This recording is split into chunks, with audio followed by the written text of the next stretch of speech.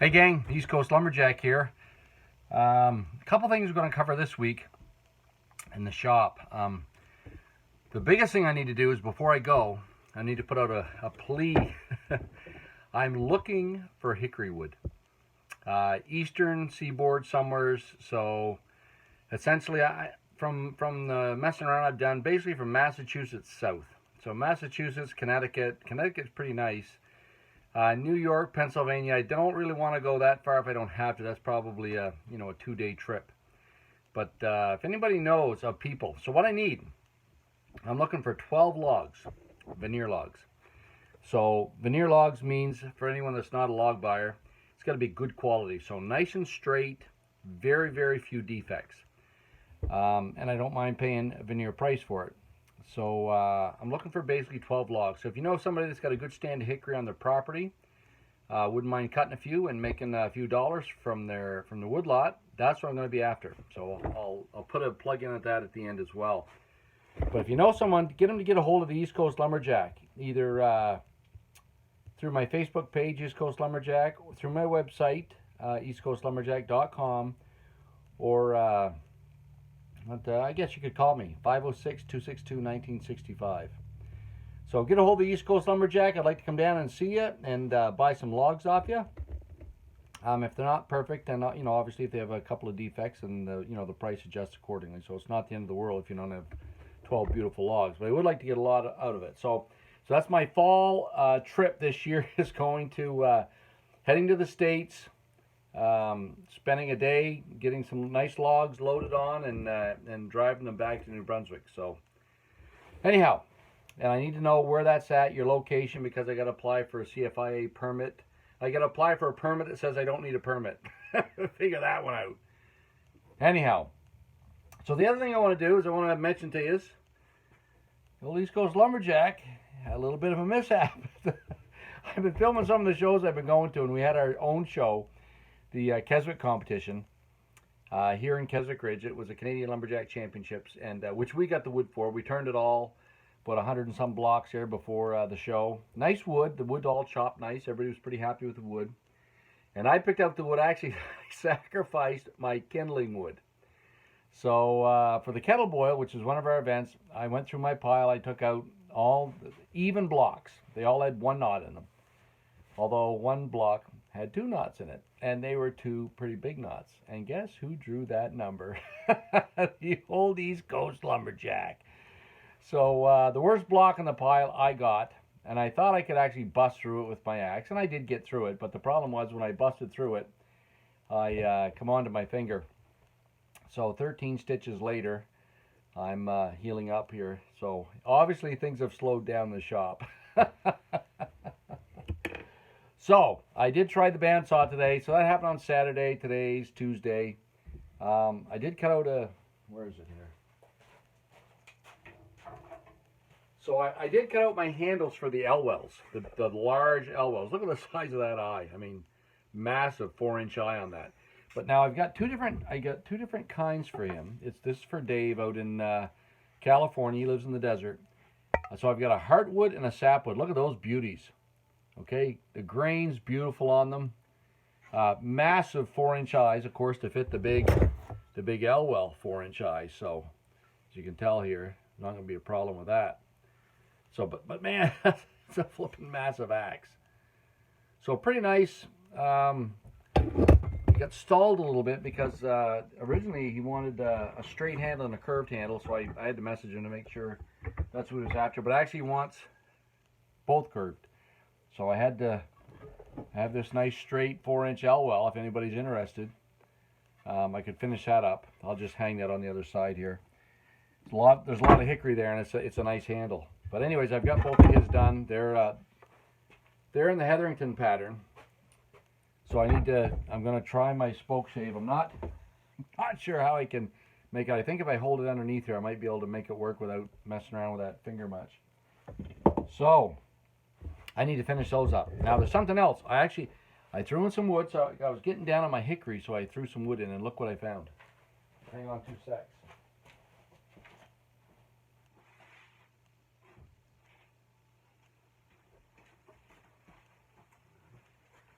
Let's do a little bit of quiz work here with you. Let's take a look at the bark. Here's the bark on it. Okay, it's not real rugged bark like it is on a hickory. Here's the other side. This is what the wood looks like, the grain. Okay, and here's the end grain. Any guesses yet? No? This came from a lot in the city of Fredericton. They're clearing it. Actually, maybe I'll show you this side. This side here, the grain in it almost gives it away. Clearing a lot for apartment buildings, and there was one log laying there that was a pretty nice log, and I thought, ring porous wood, I like it. So I cut a piece out of it and dried it. Here it is here. Let's see if I can get the light on that. Okay. So it's all dried out. There's 6 of these out there. I brought them inside. They are oak. So I've got 6 nice oak pieces all ready to go. So if somebody wants to try an oak handle, the old East Coast Lumberjack is willing to, in a few weeks, turn you out a handle that you might like. So that's oak, and I've got it inside. So I've got oak there now. I've got some nice ash, got some decent hickory. So my wood's looking pretty good. So I'm ready to go for the winter, which is nice. So I'm going to try to finish off these 2 handles for the L-well. But again, what I'd like to say is, if you know a guy or somebody, a landowner or a log buyer, whoever, on the eastern seaboard, Connecticut, Massachusetts, Connecticut, New York, Pennsylvania. I don't really want to go much more than Pennsylvania because that's a 2-day trip for me here from New Brunswick. But if you know somebody that has some nice hickory on their woodlot, I am interested. I need to buy 12 nice logs, 12-foot long, veneer quality. So maybe just send somebody this video. Say, hey, the East Coast Lumberjack is looking for some hickory. They can get a hold of me either through my website, eastcoastlumberjack.com, my website, my Facebook page, East Coast Lumberjack, or just call me, 506-262-1965. And let's move this down a little bit. Let's see if we can't.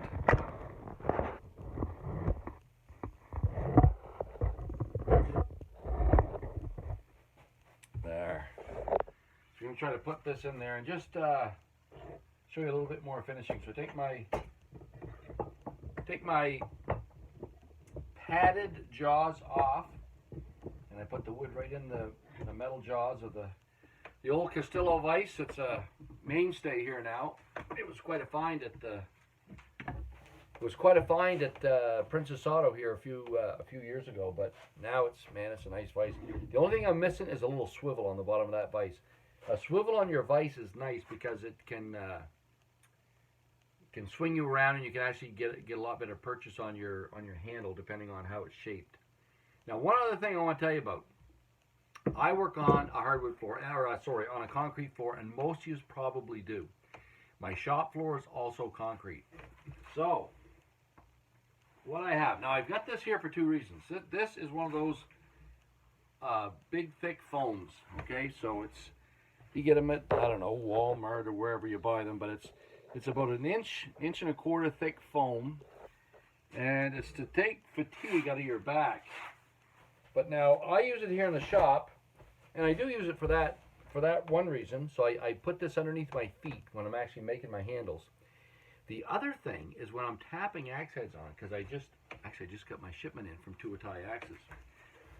So I had an order in from Tuatai Axes. So this is how the box comes from down under. And I have, what did I get in there? Oh. So I want to show you one of these here, because some of you may not have seen them before, but we're all into axes. So I want to show you one thing that I get from Tuatai, and they make them very nice, and they're throwing axes. And of course, that's a rage up here now. We've got the Timber Lounge in New Brunswick and Nova Scotia. That's my old buddy Darren Hudson's running that. And they throw double-bitted axes there. Well, this is what you'll get if you order one from Tuatai. Look at that baby there. Okay? Really beautiful axe. It's got a basically an unfinished surface in here. It's got the nice Tuatai stamp in it. And then, of course, the edges. Look how wide these are. Okay, so see how that's pronounced? Really nice edge on it.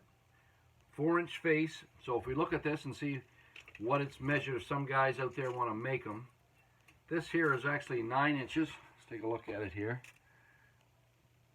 So it's almost 9 inches, 8 3/4 inches across, or 22 mil. In the center, it's only 2 inches. So it's not very large there. But this way here, it's actually a full 6 inches across a bit. Okay, 15 centimeters.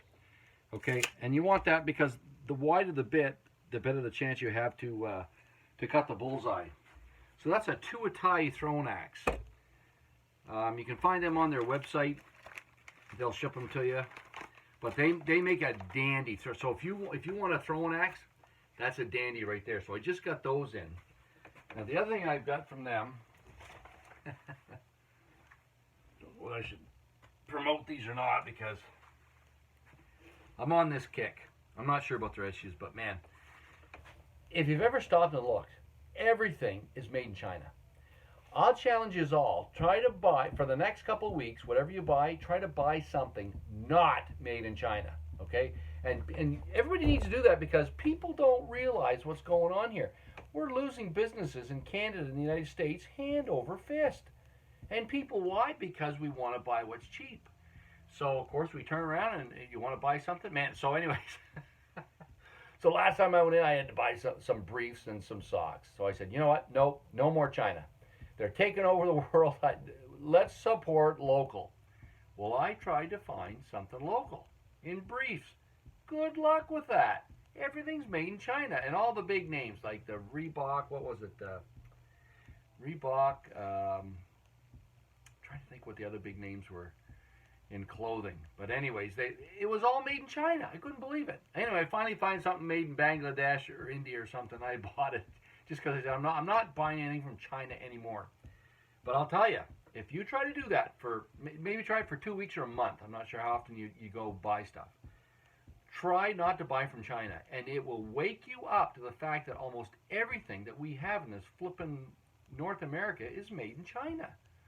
So, having said that, the competitors up here for practice, they like an axe. It's not going to cost them a fortune, and something that'll stand up to the frozen wood. Now, this also came from Tuatai, so I'm just going to unwrap it here for you. It just came in the mail 2 days ago. But this is the axe I get from these guys, okay? And it is basically a practice axe. Now, there's a big bird. You look at it. Number one, it's heavy. It weighs about 6.5 pounds. But if we look at it right here, it's an unfinished axe. It's 7 inches across the bit this way. It's 7.5 from the pole to the cutting surface, and it's 4 inches high. A little over 4 inches high. Do you see what it says on it there? China. Man. And of course, the reason they sell it is because they can get them cheaper than what they can make them. Unfortunately. So anyways, that's what I have for... I've got a couple practice axes. I'll hang those because, of course, it's now September, so school's back in, and all the collegiate kids are going to be back looking for axes. So I've got a few of those on the bench. People want one, I'll hang one, and they can. I'll just put a simple beveled edge on it, and the way they go, they're off and running for the fall. So we've got a throwing axe and a couple of Chinas. So that's the most exciting thing in the shop this week, other than the Elwells that are heading out to California. If I can actually work this handle with my spoke shave. So I'll try that, see if I can do that without bothering my. Okay, well, maybe.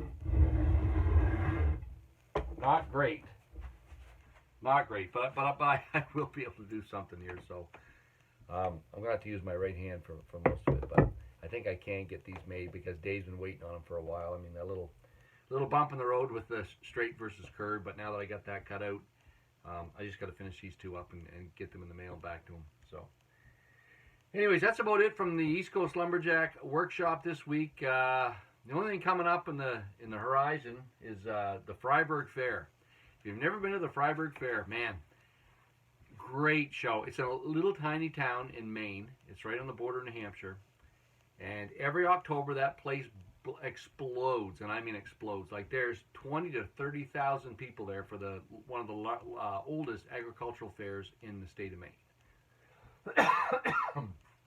And of course, they also have a lumberjack contest, and they have a masters division. So things have gone pretty good this summer. I've actually had a great summer competing. I've actually snuck in there with some of the young pups, and I've done pretty well. I gotta say, I've done pretty well. Praise the Lord. So, anyways, the last show of the year. So I've done really well, of course, up until cutting my hand here last Saturday.